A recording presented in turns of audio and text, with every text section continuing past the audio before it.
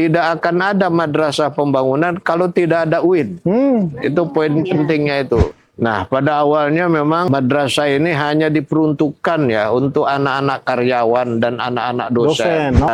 Nah, yayasan itu sendiri itu dibikin oleh sesepuh-sesepuh UIN.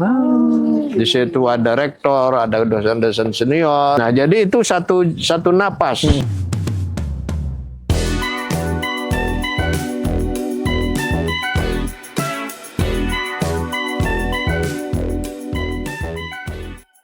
Assalamualaikum warahmatullahi wabarakatuh. Waalaikumsalam warahmatullahi wabarakatuh. Halo sobat podcast KP, ketemu lagi di podcast kita hari ini, dan hari ini tidak seperti biasa yang biasanya kita berada di dalam ruangan podcast, kita lagi ada di luar nih. Kebetulan kita lagi ada di Hotel Cahaya. Ya, Hotel Cahaya tepatnya di daerah Garut. Oke, kita hari ini lagi sedang mengadakan rakel dan capacity building untuk guru, karyawan, dan juga tenaga pendidikan. Ya, insya Allah akan dilaksanakan mulai tanggal 22 Juni sampai 23 Juni 2026 nanti. Oke, baik. Kalau kita bicara tentang sebuah organisasi, ya seringkali terlihat hanya hasil. Kita selalu berbicara tentang hasil akhirnya, bagaimana gedungnya, bagaimana jumlah siswanya, bagaimana sekolahnya, atau berbagai capaian-capaian yang ditempuh ya, capaian-capaian yang diraih. Tapi di balik itu semua ada perjalanan panjang. Ya, ada nilai yang juga harus dijaga. Ada juga perjuangan yang mungkin tidak banyak diketahui oleh generasi sekarang. Nah, hari ini ya kita tidak hanya akan membahas tentang pertumbuhan MP dari angka dan data statistik, kita juga akan mengajak para pendengar untuk melihat lebih dalam bagaimana sejarah terbentuknya arah gerak MP.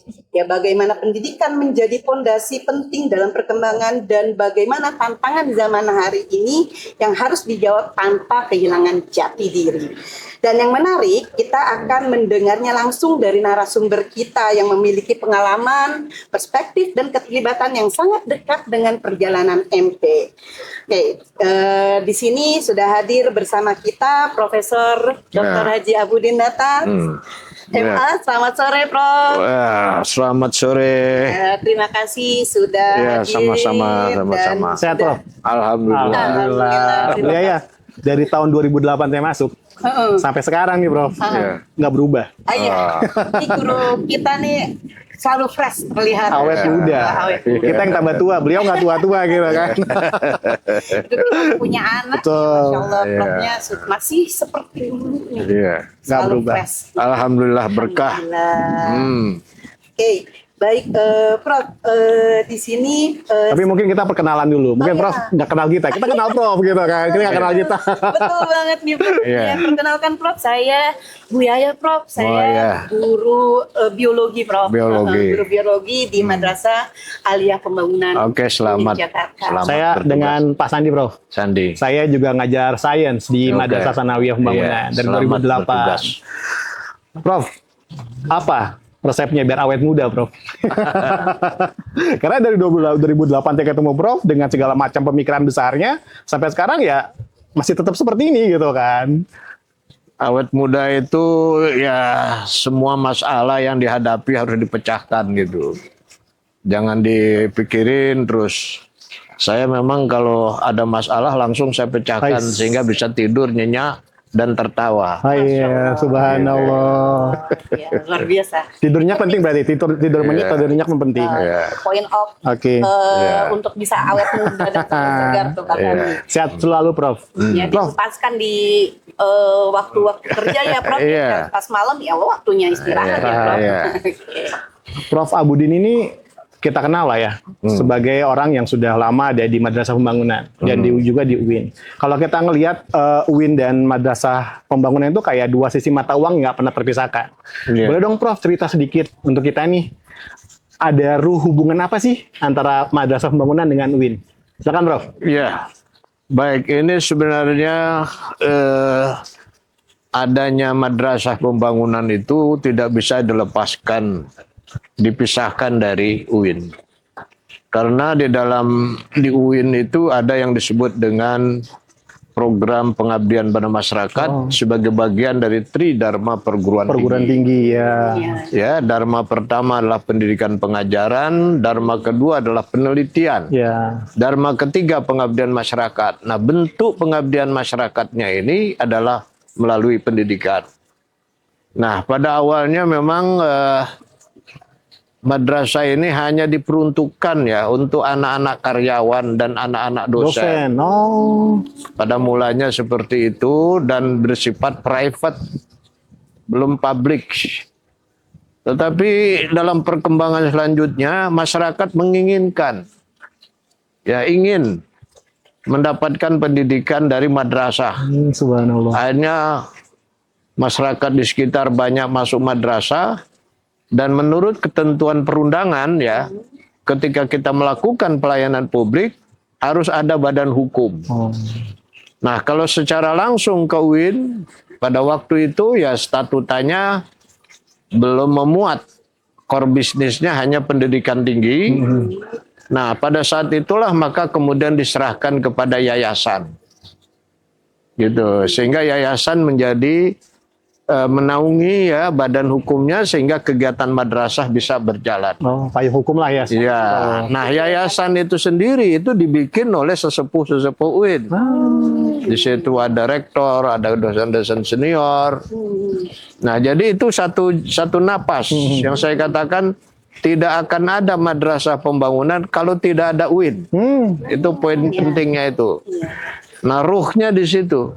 Nah, oleh sebab itu maka rektor pada waktu itu ya berkedudukan sebagai ketua Dewan Pembina. Dewan Pembina Yayasan. Nah, sebagai ketua Dewan Pembina maka rektor mempersilakan tanah UIN, mempersilakan gedung-gedung yang ada ya, dan juga sekaligus juga mempersilakan untuk mengelola madrasah itu. Nah, jadi madrasah yang dibikin oleh sesepuh itu diserahkan kepada yayasan itu. Nah, jadi di sini kelihatan bahwa yayasan yang ada ini bukan private murni, tapi yayasan itu adalah yayasan yang tidak bisa dilepaskan dari UIN Syarif Hidayatullah Jakarta gitu. Maka disitulah ketua Dewan Pembinanya duduk adalah rektor.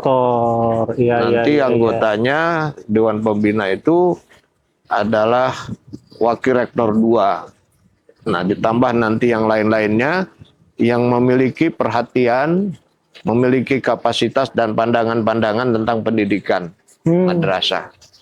Nah, jadi kalau sekarang ini integrasi MP ke UIN itu sebenarnya mengulangi. Ya, MP UIN gitu ya. Sejarahnya. Iya, jadi dulu itu memang dalam konteks ini integrasi satu ya. Yang menjadi pengurus yayasan itu adalah sesepuh UIN. Katakanlah pensiunan itu. Yang kedua yang jadi karyawan di yayasan dan juga di madrasah pembangunan itu adalah orang-orang UIN. Jadi misalnya ini PNS di UIN ditugaskan di madrasah. Untuk mengelola itu ditugaskan di madrasah. Nanti kalau misalnya ada pengangkatan pegawai negeri, nah otomatis dia diangkat di pegawai negeri. Jadi kalau misalnya sudah ditugaskan di madrasah, lalu nanti UIN membutuhkan tenaga dia, ditarik lagi. Nah, itu jadi itu dari sisi bahwa dia ada menyatu. Nah, yang kedua dari sisi pemanfaatannya itu ya oleh masyarakat ya, anak dosen, anak karyawan pada waktu itu dapat potongan cukup besar. Jadi karena misi utamanya adalah pengabdian kepada masyarakat, TKM. Ya, nah juga kepada masyarakat yang lain juga yang berprestasi itu juga ada perhatian ya. Nah, jadi setiap poinnya diberikan penghargaan. Diberi penghargaan. Nah, jadi di sini kesatuan, jadi tanahnya tanah UIN, gedungnya dibangun oleh UIN. yayasannya dibangun oleh UIN dan madrasahnya sendiri dibentuk oleh UIN. Jadi kurang lebihnya Kak seperti lab school-nya ya. Lab school. Nah, kemudian Fakultas Tarbiyah, nah itu kemudian menjadi leading sektornya karena dia bidang pendidikan. Nah, saya sering mengatakan bahwa madrasah ini sebagai test case ya, bahwa kita tahu dulu itu pendidikan Islam itu dulu dilihat sebelah mata. Sebelah mata, betul. Di sebelah mata karena kita menghadapi persaingan lah dengan pihak-pihak lain gitu yang dikatakan sudahlah pendidikan itu madrasah serahkan saja ke Dikbud. Ya. Dengan asumsi bahwa ya kita kan hanya ngerti agama. Iya. Nah, ini tantangan bagi kita dan kita coba. Ternyata kita bisa ya dari keadaan yang sangat sederhana mendapat rekognisi baik pada tingkat lokal maupun nasional. Nah, saya ingin sering mengatakan kehadiran madrasah yang diakui direkognisi baik oleh lokal maupun nasional membuktikan bahwa kita dalam hal ini tarbiyah orang UIN ternyata bisa bikin sekolah yang bagus. Gitu. Mampu bersaing. Iya, bisa. Jadi jelas. Apa buktinya? Tamatan madrasah ada yang melangsungkan ke Leiden, ada yang memasukkan ke Al-Azhar, ada yang melangsungkan ke UI, ke UGM, ke Brawijaya, semua. Jadi udah terbukti. Intinya semua bidang bisa diraih oleh anak-anak juga ya, Prof ya. Nah, yang kedua, kemudian ada peraturan Undang-Undang Nomor 21 ya tahun 2006 tentang yayasan itu. Memang di situ mengharuskan ketua Dewan Pembina itu bukan rektor. Itu ada pasalnya itu yang menyukai. Nah, disitulah kemudian dari para pengurus ini ada perubahan tentang Dewan Pembina. Penyesuaian. Tapi sering saya katakan, tolong yayasan ini bukan private murni. Jadi nggak bisa dilepaskan. Iya, bukan milik perorangan. Bukan. Gitu. Makanya waktu saya sebagai ketua yayasan, saya nggak mau megang uang. Uang itu saya serahkan kepada bagian keuangan di madrasah. Kenapa? Saya bilang yang bikin madrasah ini bukan yayasan. Yang nyediain tanah bukan yayasan. Yang bikin gedungnya bukan yayasan. Jadi saya nggak mau megang uang. Betul-betul itu. Nggak mau saya pegang uang itu. Karena bukan yayasan keluarga juga. Iya. Kalau megang yayasan megang uang, satu. Yayasan beli tanah. Yayasan bangun gedung. Yayasan bikin yayasan. Gaji sendiri. Baru itu duitnya dikantongin. Nah, saya nggak mau. Nah, sekarang ini dikembalikan lagi lah kepada kepada sejarah yang seharusnya yang konteksnya itu tidak bisa lepas dari UIN karena yayasan ini bukan yayasan private murni tetapi yayasan dalam konteks kesejarahan lahir karena adanya UIN. Ya berarti poinnya. Bisa dibilang gini ya, MP ya UIN, ya kan? UIN ya ada di MP. Karena itu dua sisi mata uang nggak terpisahkan. Berarti jelas ya, Prof. Kalau saya bilang sepertinya, Prof. Berarti sokongan pemikiran-pemikiran akademis itu ya dari MP ke UIN, dari UIN ke MP maksud saya gitu ya. Ya saling bolak-balik kayak seperti itu. Saling menopang. Iya. Nah, Prof. Abudin ini juga saat ini duduk sebagai Dewan Pembina ya, Prof ya. Iya. Dewan Pembina di Badan Usaha Sekolah. Dewan Pengawas di Badan Usaha Sekolah. Nah, sebagai Dewan Pengawas, yang kita juga perlu tahu ya, Prof ya, kebijakan-kebijakan real yang akan menyentuh madrasah pembangunan ke depannya. 1 dari 5 Dewan Pengawas Badan Usaha Sekolah, Prof. Abudin. Kita tahu gimana cara berpikirnya Prof secara holistik, kemudian universalitasnya juga kemana-mana, udah pengalamannya kemana-mana. Boleh Prof, spill dikit ke kami Prof. Ya, pertama kan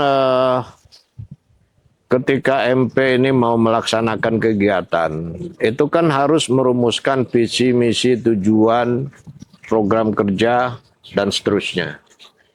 Itu satu. Yang kedua, juga harus membuat semacam statuta yang disebut dengan pedoman pengelolaan kegiatan. Yang aspeknya tuh banyak sekali. Nah, dalam kaitan ini, Dewan Pengawas itu memberikan masukan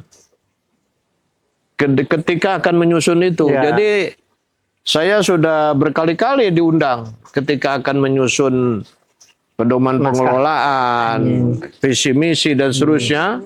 Itu kita memberikan pemikiran-pemikiran ya kepada tim penyusun itu. Itu tugas Dewan Pengawas yang sudah kita lakukan seperti itu. Nah, itu pikiran-pikiran itu baik disampaikan pada waktu rapat maupun pemikiran itu secara tertulis saya sampaikan.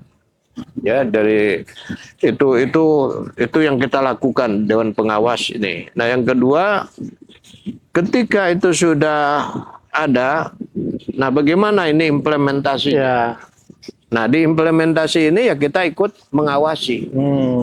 Nah, pengawasan itu bisa secara empirik, bisa juga berdasarkan misalnya laporan-laporan kerja yang dibuat itu kan, itu kita lihat apakah laporan itu sudah sesuai ya dengan yang direncanakan. Karena kan fungsi pengawasan itu sebenarnya hanya melihat apakah ada gap antara Dasolen dengan Dasein. Dasolen itu yang dituliskan, Dasein yang dilakukan. Nah, ketika itu terjadi gap, nah dicari ini sebabnya apa. Nah, apa sebabnya? Lalu kita mencoba memberikan supervisornya ya, memberikan pikiran-pikiran untuk mengatasi masalah itu. Itu di antaranya itu. Berarti jelas ya Prof ya. Misal gini, tadi kan Prof sampaikan terkait sama status sekolah keagamaan itu ada di bawah sekolah umum. Kalau dari yang tadi kita dengar yang disampaikan Prof, bahwa positioning kita sekarang udah hampir sejajar ya Prof ya, atau bisa leading mungkin. Iya. Dari segi kualitas, karena bisa masuk ke berbagai macam sisi gitu loh untuk lulusan kami. Iya, ini juga ada satu fenomena baru ya, bahwa masyarakat sekarang itu lebih suka masuk ke swasta daripada ke negeri. Ini fakta ini. Meskipun di negeri sudah free gitu ya. Iya. Karena misalnya ada sekolah gratis, misalnya itu. Dari sisi ekonomi kelihatannya orang tua ini nggak keluar duit. Tapi ternyata dengan gratis itu tanggung jawab orang tua nggak ada. Dia bilang nggak bodo amat lah anak sekolah orang nggak bayar. Tapi kalau bayar, dia pasti menuntut. Saya udah bayar mahal, anak saya harus hebat. Harus hebat. Nah, kontrol orang tua terhadap itu, ini berdasarkan laporan para guru tidak ada. Yang kedua adalah bahwa dalam era globalisasi di mana tantangan begitu kuat, menuntut percepatan dalam segala bidang. Ya, sedangkan negeri itu terlalu kaku, tidak fleksibel di dalam mengimprove itu, tidak fleksibel, maka ya mereka tertinggal. Tertinggal. Nah, sedangkan swasta itu lebih fleksibel. Lebih fleksibel, lebih bisa menjawab. Dan itu menjadi daya tarik tersendiri buat swasta ya. Nah, jadi fenomena sekarang ini adalah swasta itu menjadi pilihan daripada negeri. Nah, belum lagi saya dengar ini pengaruh zonasi, sistem zonasi. Nah, sistem zonasi kan kita tahu anak itu mau pinter, mau enggak, pokoknya sekolah harus di situ. Dulu enggak begitu. Sekolah-sekolah itu saling berlomba-lomba. Nanti orang dari berbagai daerah berlomba-lomba untuk masuk ke sini. Setiap masing-masing bibit unggul daerah. Iya, maka kemudian muncul sekolah-sekolah unggulan. Masya Allah. Ini perbincangan kita semakin hangat nih Pak. Nggak ada habisnya. Nggak ada habisnya kalau kita gali sama Prof. Abudin. 1 jam itu nggak cukup. Banget. Tapi mau bagaimana lagi nih kita mesti dipisahkan sama waktu. Mungkin Prof sebagai closing statement ya Prof ya, untuk orang tua dari Madrasah Pembangunan nih, dari Profesor nih. Silakan Prof. Ada yang mau Iya, disampaikan. dari- Dulu, Prof. Karena Ustaz Ca dingin nih, Prof. Boleh, boleh, Nah, kita minum dulu ya, Prof. ya. Mantap, mantap. Kita minum dulu. Bisa menghangatkan suasana di Garut nih. Iya, iya. Yang lagi dinginnya hari ini. Oke. Ya, makasih, makasih. Silakan, Prof. Oke. Kasih banyak, Mbak. Makasih. Oke. Terima kasih banyak, Mbak. Diminum dulu, Prof. Bismillah. Silakan, Prof. Baiklah, jadi dari pembicaraan tadi kita menyimpulkan, dan ini sangat penting ya, bahwa madrasah pembangunan sejak didirikannya itu adalah punya komitmen yang tinggi, yaitu bahwa kita umat Islam bisa bikin sekolah yang unggul. Ya, bisa bikin sekolah yang unggul, dan komitmen ini terus dikawal. Terus dikawal dari satu generasi ke generasi lain, dari satu pimpinan ke pimpinan lain. Hal ini terbukti dari jumlah siswa yang tadinya bisa dihitung dengan jari, sampai pada satu saat ketika pendaftaran itu hanya dalam waktu hitungan jam sudah penuh. Nah, jadi ini menunjukkan bahwa apa yang kita lakukan itu memang betul-betul memiliki keunggulan dan daya saing yang itu mereka butuhkan. Ya. Dan itu juga dibuktikan bahwa lulusan-lulusan madrasah pembangunan, sudah saya sebutkan tadi, itu bisa melanjutkan ke perguruan tinggi, baik di dalam maupun di luar negeri. Ya, misalnya sampai ke Leiden, ke Amerika, ke Al-Azhar, di Indonesianya ke UI, ke ITB, dan lain sebagainya. Nah, ini sering saya katakan yang harus menjadi komitmen kita sebagai sesuatu keunggulan yang harus terus dipertahankan. Gitu, walaupun nanti ada pergantian kepengurusan dan lain sebagainya, tapi komitmen ini tidak boleh hilang. Itu menurut saya. Dan sebagai pengawas saya terus ngawal aja itu. Saya kawal itu. Iya kan. Nah, cuman satu lagi nih. Saya katakan kita harus to give good services and satisfaction for all customer. Intinya kita harus memuaskan pelanggan. Pelanggan itu siapa? Ya murid dan wali murid. Harus puas. Nah, puas itu secara totality, secara utuh gitu. Baik puas di dalam menerima pembelajaran maupun puas di dalam fasilitas lainnya. Ya. Kebersihan lingkungan, sampai saya bilang kalau murid-murid kita ada yang gemuk, itu toiletnya itu jangan toilet jongkok. Harus toilet duduk. Toilet jongkok nggak bisa bangun lagi. Nah, ini bagian dari memuaskan pelanggan. Ya, betul. Nah, kalau memuaskan pelanggan eksternal, maka itu kan harus dipuaskan oleh guru, oleh karyawan. Ya. Nah, karyawan segala macam itu juga customer internal. Jadi kalau mau memuaskan pelanggan eksternal, yang internal juga harus dipuaskan. Iya, maka gaji guru, kesejahteraan harus dinaikkan. Sama itu, nggak bisa, nggak boleh dilewat kita aja ya, Pak. Nggak bisa, karena kita mau memuaskan orang, kita harus dipuaskan dulu. Maka tadi saya bilang, berapa guru yang belum punya rumah? Berapa guru yang masih ngontrak? Hitung itu. Targetkan harus punya rumah. Saya bilang gitu. Oke, baik. Terima kasih banyak. Ya, Prof. baik dah, sama-sama dah. Kita Terima kasih. sore ini semoga memberi manfaat. Ya, terima kasih. Saya diberi kesempatan. Baik. Ya. Sejarah memberi kita akar. Pendidikan memberikan kita arah. Dan masa depan akan ditentukan sejauh mana kita mampu menjaga keduanya. Sampai jumpa pada podcast di episode selanjutnya. Kami mohon undur diri. Assalamualaikum warahmatullahi wabarakatuh. Waalaikumsalam warahmatullahi wabarakatuh. Prof, terima kasih banyak. Baik. Sehat-sehat terus. Ya. Sehat.